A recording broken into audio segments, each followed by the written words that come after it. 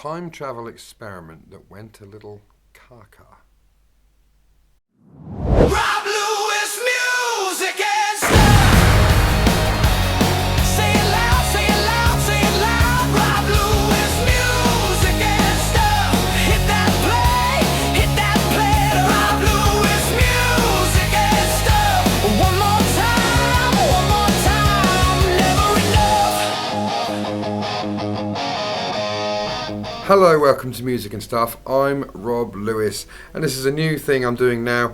I'm reviewing the whole series of Quantum Leap, and I've just been watching a few episodes, but today I'm going to talk about the pilot episode, also known as Genesis.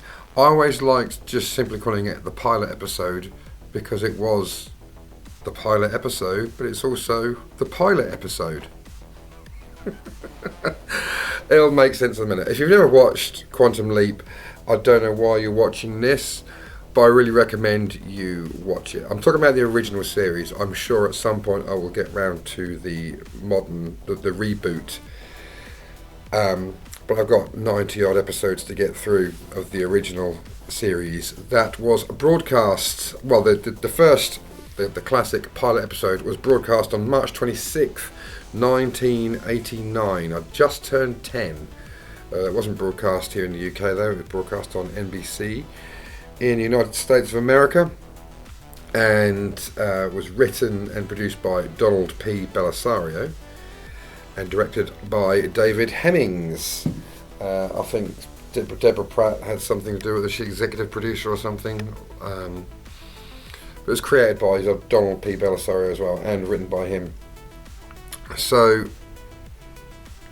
I'm assuming you know the premise of Quantum Leap. The premise kind of grew as the show developed, but initially as a scientist, Dr. Sam Beckett, played excellently by Scott Bakula. And in the opening scene we see his friend Admiral Al Calavici, played by Dean Stockwell.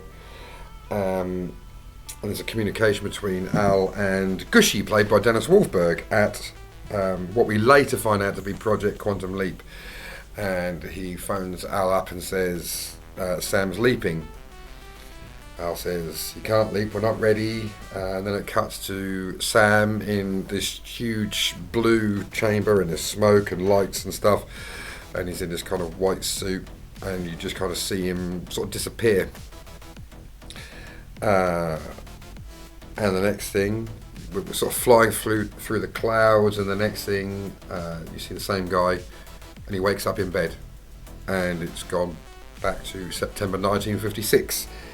He doesn't remember anything, he doesn't remember who he is, he doesn't remember the lady that he's in bed with. He looks in the mirror, doesn't recognise the reflection, hasn't got a clue what's going on. But Al keeps kind of appearing and walking through things, and Sam hasn't really got a clue what's going on. As the plot develops, it turns out that Sam is a scientist and invented a time travel, not machine, but like a whole project where they can send him back, and he basically swaps places with somebody. But part of that process is that he still appears to everyone else like the person that he's swapped with. He sounds like them, he looks like them, but it's essentially him that's there. And one of the sort of weird things that kind of ironed itself out over the years was, initially it kind of suggests that it's his brain and he's in someone else's body, but it turns out it's actually the other way around. It's his body that changes, that swaps places in time. And it's just like this aura that surrounds him that other people see. They try and get him back, they can't. Then there's a computer in the future or in the present day called Ziggy that has a theory that he has to correct something that went wrong in the original past, which would be, so he swapped places with an US Air Force test pilot called Captain Tom Stratton, and in the original 1956 this Tom Stratton was killed when he was trying to break the current, or at the time, the airspeed record of Mark III, and the plane exploded, killing him. So they figured that he's got to break the record, but also not die. Isn't that strange? We're talking about planes. So, I'm gonna just sidetrack very briefly.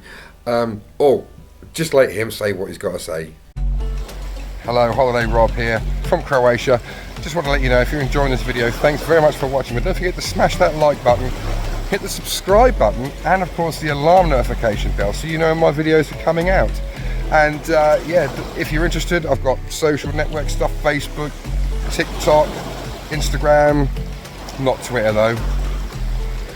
And I've also got a Patreon, so you can find me there. It's in the description. Links for everything's in the description.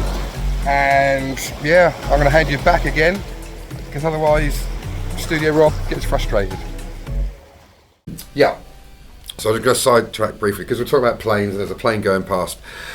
On this channel, during the lockdown, I did a series of videos. It was duets with different people. It was a song, sort of weekly, and they all had their own kind of theme. And I did one that was Quantum Leap themed, and I actually went into an aeroplane to film it, a 2-seater aeroplane to film it. I'll put a link in the description for that, and also up there in the corner. But it was so cool filming this episode. It was called You in Isolation, and we did a cover of Hero. It was me and a guy called John Parker. It was such a cool thing to do, and making the video was a real experience. I learned a lot making that. Anyway, yeah, that was just a little sidetrack. It could have been even the plane that I was in that's above me now.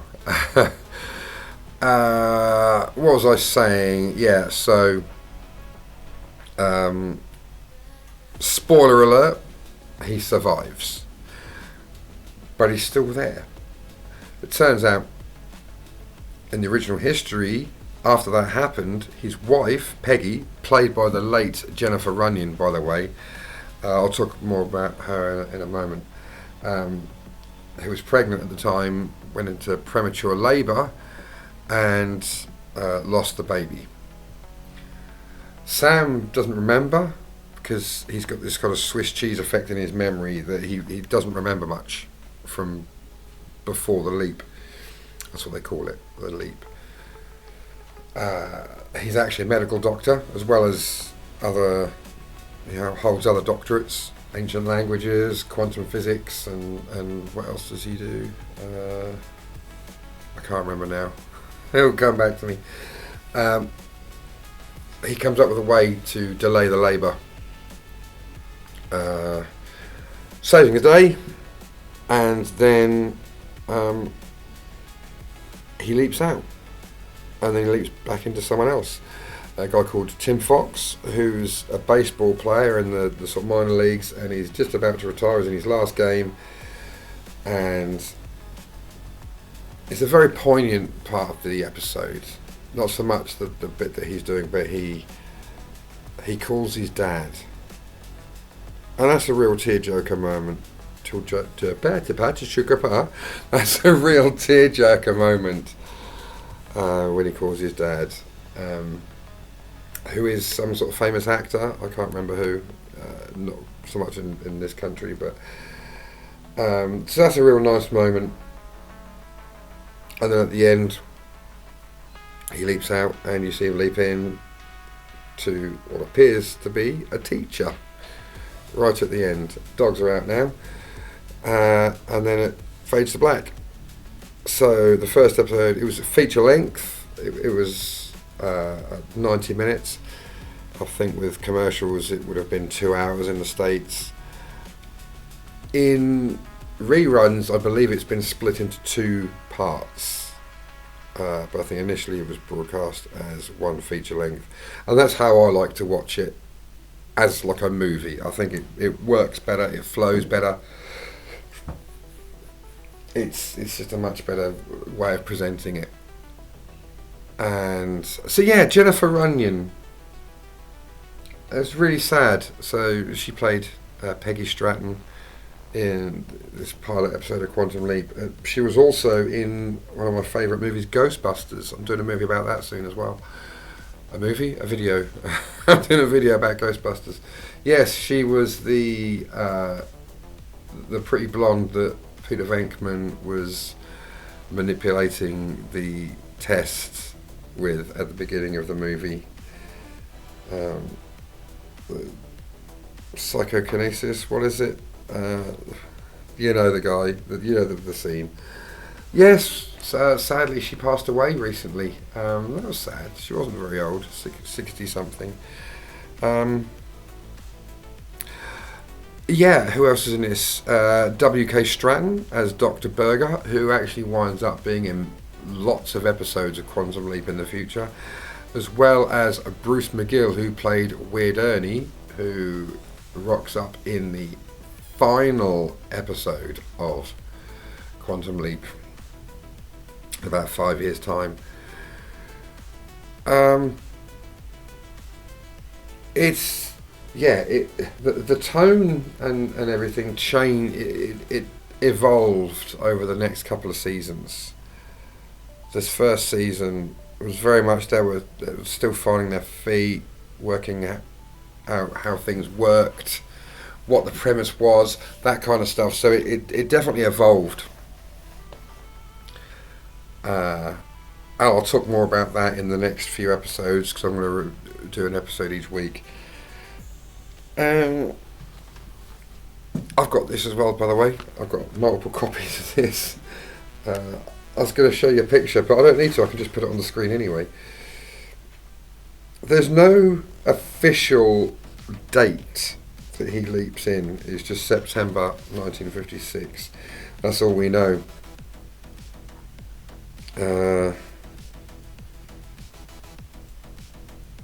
Yeah, I didn't mention that Sam doesn't know how to fly a plane either, did I? Adding extra stress and tension to the show. But it's really nice. It's so Quantum Leap and Doctor Who are my two favourite TV shows, and I think Quantum Leap just pips it. It just makes it to my top favourite. Or favourite. A lot of it's nostalgia, but watching the pilot episode again and the first couple that I'm up to so far, I didn't watch them in that order when I first caught it. The first episode I watched in full was the last episode of season 2, and then I watched a whole bunch of season 3 before I got the pilot episode. I remember they brought them out on VHS in the 90s, and I saved up my pocket money and bought the first video cassette, which was the pilot episode, and thought, wow, this is so cool. So I watched it out of order, a bit like Sam's Leaps, I guess. But yeah, it's, if you haven't watched it, please do, and if you have, you'll know what I'm talking about. I think I'm going to give the pilot episode, considering that they didn't, I'm not sure if they knew that a series was coming. I think they did, didn't they? It was a short season. But considering they were still kind of finding their feet and making up as they were going along, I'm still going to give it 10 out of 10. Okay, some of the technical aspects of it, Al's imaging chamber door, how it's different to how it winds up, and the handling and stuff, I think they still captured the essence of the show in that first episode, and yeah, it deserves a 10 out of 10. Interesting because it's the only episode that you don't hear the proper version of the theme tune up until you get to season 5, of course. So you hear the lift, the elevator music version of the theme tune at the end, of the episode, but you don't hear the actual one that was used at the start of the show until episode 2, which I'll talk about next time, because the opening credits was like flying through the sky, and names are just appearing on the screen, so you don't get that. I'm rambling now, let's be honest. I've talked about the episode, so I think I'm going to leave it there. But yeah, so next time I'll be talking about Star-Crossed from 1972, that episode, starring Terry Hatcher. But yeah, I'm going to leave you with that. I'll see you in the next one. Thanks very much for watching. I'm not going to say oh boy at the end of these. Catch you later, Bill and Ted.